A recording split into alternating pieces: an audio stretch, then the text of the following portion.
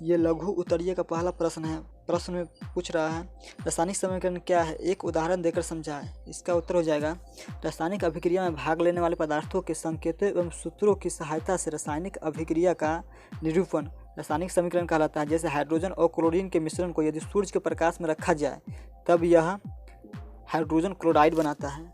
यही रासायनिक समीकरण और रासायनिक अभिक्रिया भी है। क्वेश्चन नंबर 2 है, पूछ रहा है संतुलित समीकरण किससे कहते हैं।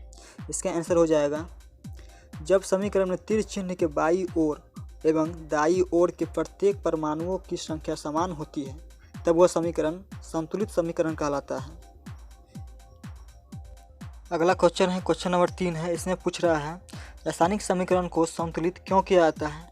इसका आंसर हो जाएगा रासायनिक समीकरण को संतुलित इसलिए किया जाता है ताकि वैज्ञानिकों को रासायनिक समीकरण की जानकारी प्राप्त करने में किसी भी प्रकार की कठिनाई न हो और इससे कागज एवं समय दोनों की बचत होती है। और भी इसके कारण है, जैसे कि रासायनिक समीकरण की सहायता से प्रतिफल की एक निश्चित मात्रा के निर्माण के लिए आवश्यक अभिकारकों के द्रव्यमान की गणना ठीक ठाक की जाती है। अगला क्वेश्चन नंबर 4 है। इसमें पूछ रहा है रासायनिक समीकरण से प्राप्त होने वाली 3 सूचनाओं को लिखें। इसका आंसर हो जाएगा रासायनिक समीकरण से प्राप्त होने वाली 3 सूचनाएं निम्नलिखित है। पहला, यह अभिकारकों एवं प्रतिफलों के संकेत एवं सूत्र की जानकारी देता है। दूसरा, यह बताता है कि अभिक्रिया में कौन कौन से पदार्थ भाग ले रहे हैं और अभिक्रिया के फलस्वरूप कौन कौन से पदार्थों का निर्माण होता है। और तीसरा, यह अभिक्रिया में भाग लेने वाले अभिकारकों के परमाणुओं एवं अणुओं की अपेक्षिक संख्याओं की जानकारी देता है। इसके अतिरिक्त और भी सूचना है जो मैं आपको पढ़कर सुना रहा हूँ। यह अभिक्रिया के फलस्वरूप निर्मित प्रतिफलों के परमाणुओं एवं अणुओं के अपेक्षिक संख्याओं की जानकारी देता है। पाँचवां हो जाएगा यह अभिकारकों एवं और प्रतिफलों के मोलों के अनुपात की जानकारी देता है। इसके बाद अगला है यह अभिकारकों और प्रतिफलों के द्रव्यमान का अनुपात बताता है। अगला है यह गैसीय अभिकारकों और प्रतिफलों का अपेक्षिक आयतन की भी जानकारी देता है। अगला क्वेश्चन रासायनिक समीकरण से क्या फ़ायदा है। इसको आप शॉर्टकट में बना सकते हैं, लेकिन मैं थोड़ा लॉन्ग में बता रहा हूँ। रासायनिक समीकरण निम्नलिखित फायदे हैं। पहला, किसी भी रासायनिक अभिक्रिया का समीकरण के रूप में लिखना या व्यक्त करना आसान होता है। इससे समय की बचत होती है तथा लिखने के लिए कागज पर कम स्थान की आवश्यकता होती है। दूसरा, रासायनिक समीकरण की सहायता से प्रतिफल की एक निश्चित मात्रा के निर्माण के लिए आवश्यक अभिकारकों के द्रव्यमान की गणना ठीक की जा सकती है। और तीसरा जो होगा, संपूर्ण विश्व में एक ही प्रकार के रासायनिक संकेतों का उपयोग होता है, अतः वैज्ञानिकों को रासायनिक समीकरण की जानकारी प्राप्त करने में किसी भी प्रकार की कठिनाई नहीं होती है। इसे आप शॉर्ट तरीके से भी लिख सकते हैं। मैं थोड़ा लॉन्ग में बता दिया हूँ ताकि आप अच्छा से समझ पाए, और किताब में भी यही दिए हुआ है। 6 नंबर क्वेश्चन है, अभिक्रिया के फलस्वरूप उत्सर्जित गैस और अवक्षेप बनने की जानकारी किस प्रकार दी जाती है। इसका आंसर हो जाएगा यदि अभिक्रिया के फलस्वरूप कोई गैस निकलती है तो समीकरण में गैस के सूत्र के ठीक बाद तीर का चिन्ह जो कि ऊपर की तरफ मुड़ा होता है दिया जाता है। और वही अगर अभिक्रिया के फलस्वरूप कोई प्रतिफल अवक्षेप के रूप में पृथक होता है तो प्रतिफल के संकेत या सूत्र के बाद तीर का चिन्ह जो कि नीचे की तरफ मुड़ा हुआ होता है दिया जाता है। यहाँ पर हम आपको तीर का चिन्ह नहीं बता सकते हैं क्योंकि ये जो फंक्शन होता है इसमें नहीं दिया जाता है, इसलिए हम आपको सिर्फ भाषा से ही समझा दिए हैं। आप खुद भी समझ सकते हैं और किताब में भी देख सकते हैं। दोस्तों, ये वीडियो जो हम बना रहे हैं ये वीडियो कैसा है, क्या यह अच्छा है, आप लोग को कमेंट में बताना है। क्योंकि मुझे तो लगता है कि ये वीडियो अच्छा ही होगा, क्योंकि YouTube पे बहुत सारे ऐसे वीडियो है जो एजुकेशन से संबंधित है लेकिन उसमें प्रश्न और उत्तर वाला वीडियो एक भी नहीं है। इसलिए मैंने सोचा क्यों ना एक वीडियो इसी तरह का बना दिया जाए ताकि आपको बोर्ड की परीक्षा तैयारी करने में काफ़ी आसानी हो। दोस्तों, अगर हम आपके लिए इतना कुछ कर रहे हैं तो क्या आप हमारे लिए एक सब्सक्राइब ही नहीं कर सकते हैं।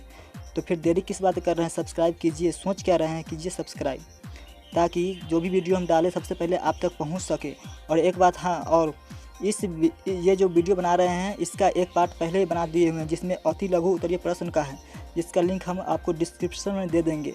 अगर आप वहां जाकर देखना चाहते हैं तो देख सकते हैं। ये लघु उत्तरीय प्रश्न है, इससे पहले का वीडियो अति लघु उत्तरीय का है, आप देख सकते हैं जाकर के, डिस्क्रिप्शन में इसका लिंक दिया हुआ है। क्वेश्चन नंबर 7 में एक समीकरण दिया हुआ है, उसमें उसको सॉल्व करना है जो कि हम आपको मोबाइल पर नहीं बता सकते हैं, इसलिए सॉल्व खुद ही करना होगा या अपने शिक्षक से आप करवा सकते हैं। चलिए क्वेश्चन नंबर 8 देखते हैं। संयोजन अभिक्रिया क्या है। इसका आंसर हो जाएगा जिस रासायनिक अभिक्रिया में 2 या अधिक पदार्थ परस्पर संयोग करके एक नए पदार्थ बनाते हैं उसे संयोजन या संश्लेषण अभिक्रिया कहते हैं। इसमें जो नए पदार्थ बनते हैं वो पदार्थ के मूल गुण से बिल्कुल भिन्न होते हैं। नए पदार्थ के जो मूल गुण होते हैं वो पदार्थ के पहले वाले पदार्थ के गुण से बिल्कुल भिन्न होते हैं। 9 नंबर क्वेश्चन पूछ रहा है, आप कैसे प्रदर्शित करेंगे कि कॉपर सिल्वर से अधिक क्रियाशील होता है? इसका आंसर हो जाएगा, जब कॉपर की एक प्लेट को सिल्वर नाइट्रेट के जलीय विलयन में डाला जाता है तब सिल्वर कॉपर द्वारा विस्थापित हो जाता है। इससे यह सिद्ध होता है कि सिल्वर की तुलना में कॉपर अधिक क्रियाशील होता है। इसका रासायनिक समीकरण ये होगा Cu + 2AgNO3, उसके बाद P का निशान होगा, फिर Cu × NO3 × 2 + 2Ag, इसका यही रासायनिक समीकरण होगा। 10 नंबर क्वेश्चन है, ऑक्सीकरण अवकरण अभिक्रिया क्या है? इसका आंसर हो जाएगा, ऑक्सीकरण एवं अवकरण अभिक्रिया एक विशेष प्रकार की रासायनिक अभिक्रिया है जो सदैव साथ साथ होती है। अर्थात ऑक्सीकरण में किसी तत्व या यौगिक से ऑक्सीजन का संयोग या किसी यौगिक से हाइड्रोजन का निष्कासन होता है। इसके विपरीत अवकरण अभिक्रिया में किसी तत्व या यौगिक के साथ हाइड्रोजन का संयोग या किसी यौगिक से ऑक्सीजन का निष्कासन होता है, अर्थात दोनों एक दूसरे की विपरीत क्रिया है। क्वेश्चन नंबर 11 में पूछ रहा है कि निम्नलिखित में कौन से अभिक्रिया संयोजन है और कौन सा विस्थापन है, इसमें कारण ही बताना है। इसमें पहला जो अभिक्रिया बन रहा है वो विस्थापन अभिक्रिया है, क्योंकि इसमें यौगिक के 2 बड़ी अणु टूट रहे हैं और दो या अधिक यौगिक भी बन रहे हैं, और उसके जो यौगिक बन रहे हैं वो मूल यौगिक के गुण से बिल्कुल भिन्न है। इसी प्रकार दूसरा जो है उसका आंसर हो जाएगा संयोजन अभिक्रिया, क्योंकि इसमें 2 या अधिक तत्व परस्पर संयोग करके नए पदार्थ का निर्माण कर रहे हैं। क्वेश्चन नंबर 12 में उदाहरण सहित किसी अवक्षेपण अभिक्रिया का वर्णन करना है। इसका आंसर हो जाएगा, कुछ ऐसी रासायनिक अभिक्रियाएं होती हैं जिनमें कोई प्रतिफल ठोस के रूप में विलयन से अलग हो जाता है। ऐसी अभिक्रियाएं अवक्षेपण कहलाती हैं। जैसे सोडियम क्लोराइड के विलयन और सिल्वर नाइट्रेट के विलयन के बीच होने वाली उभय विस्थापन अभिक्रिया में सिल्वर क्लोराइड अवक्षेप के रूप में प्राप्त होता है।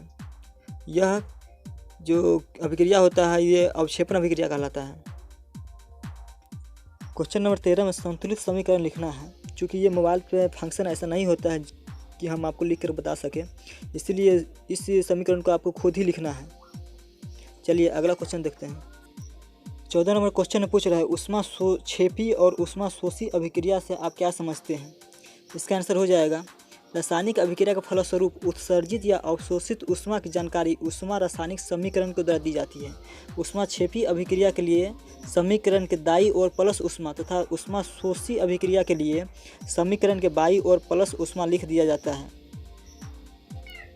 15 नंबर क्वेश्चन में ऑक्सीकरण अवकरण इस सब का व्याख्या करना है। तो इसका आंसर हो जाएगा, पहला ऑक्सीकरण किसी यौगिक से हाइड्रोजन का निष्कासन ऑक्सीकरण कहलाता है।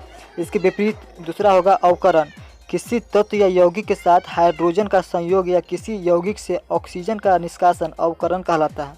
और तीसरा जो होगा खाद्य पदार्थों का दूषित होना।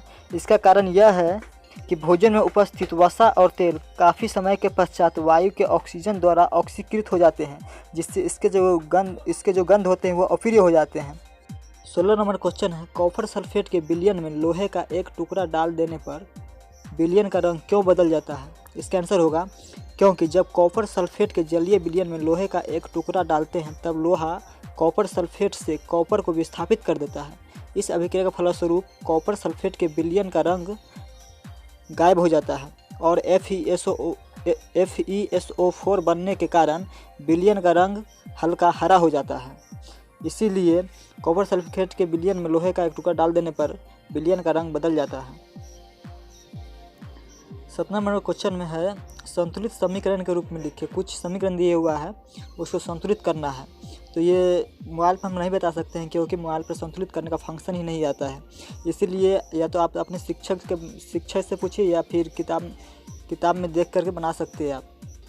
मेरे पास ना पुराना वाला किताब है, पुराने वाली किताब में इतना ही क्वेश्चन आंसर दिए हुआ है। हो सकता है ये नया वाला किताब से कुछ अलग हो, तो मैं आपको सारे क्वेश्चन प्रश्न उत्तर बता दिए हुआ हूँ। अगर वीडियो अच्छा लगे हो तो ज़रूर सब्सक्राइब कीजिएगा, लाइक भी कीजिएगा और शेयर करना तो नहीं भूलिएगा, ताकि दूसरे बच्चों को भी इससे फ़ायदा हो सके। धन्यवाद।